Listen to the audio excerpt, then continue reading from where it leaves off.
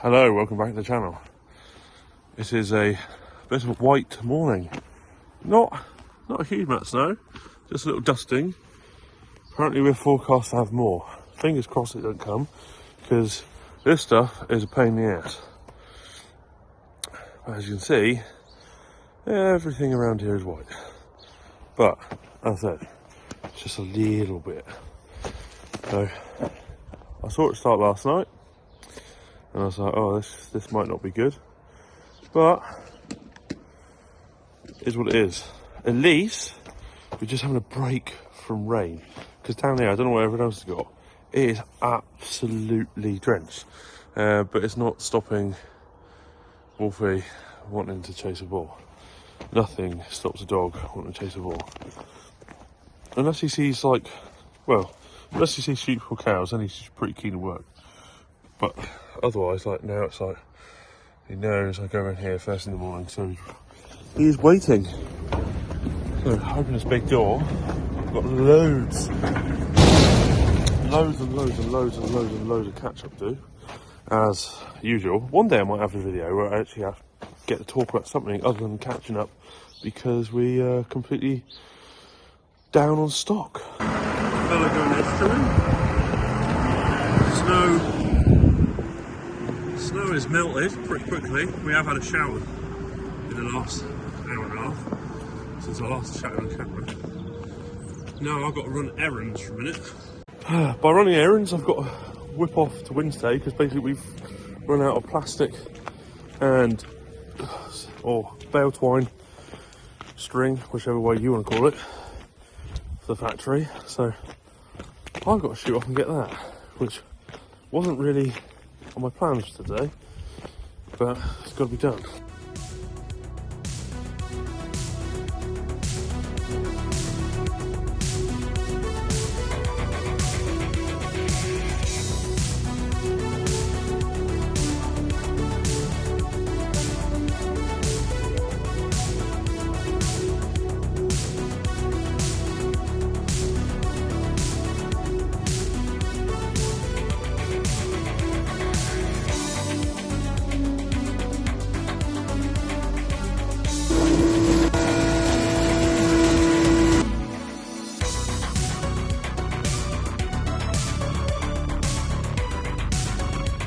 So the other day I was talking about the difference between F14s and F10s on your flails on your hedge trimmer, which HRS is busy over there. So your your F10s,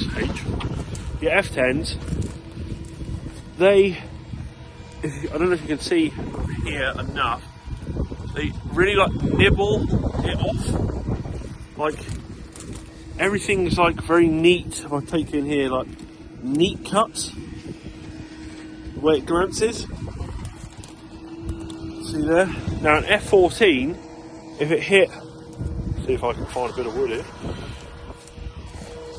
An F10 is sort of chipped that way, it has broken off there, but F14s would cause that all the time. So if I come down to this one here, which is quite neatly just been split off the top, an F10 would probably shatter that all the way down through and then leave branch, especially bigger stuff, like fingered out in different ways. So it kind of looks tidy, but it still looks rough. F10s tend to make everything look that little bit neater, and especially on your tops. So I've just come down to the gateway down here, and you can see back through.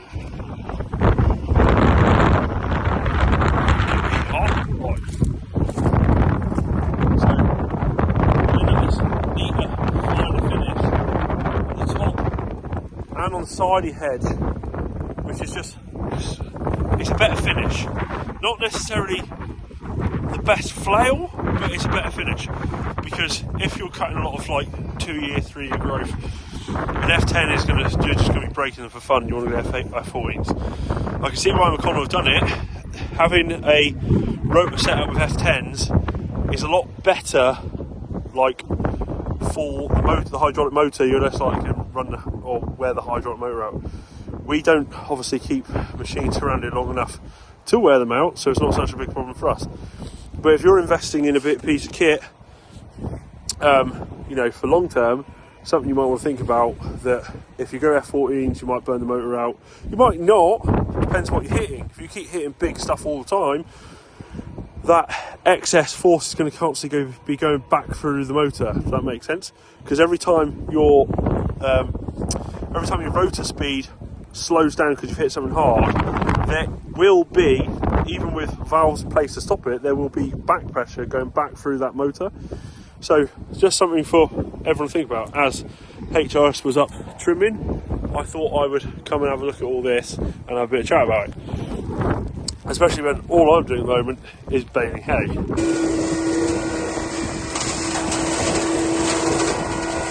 you can see, as he's nibbling away the top, it's leaving that fine finish. Like, can't help that stuff on, like further on that thing. But you can see the finer finish is leaving rather than the split tops, because if you were a little bit lower and hit that lug there with an F14, that plant split all the way down through. But just on the finishing top above that bit, it's leaving a lovely square hedge.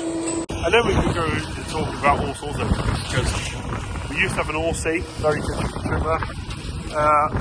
Some say cheaper built. Well, it didn't do us bad. We had that one for 7-8 years. We had McConnell before that, and then we ended up McConnell after that.